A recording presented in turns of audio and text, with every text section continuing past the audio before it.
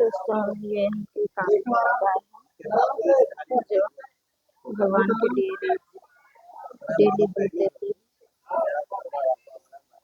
मंदिर का वीडियो नहीं बना पाए क्योंकि वो मंदिर नहीं बनाने दे रहे। ये हम देख सकते हैं।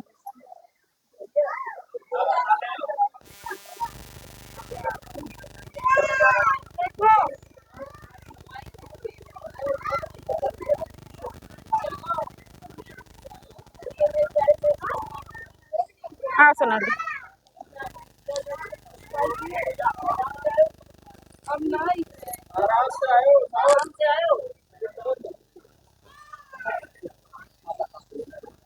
ये देख सकते हैं हम कितना हनुमान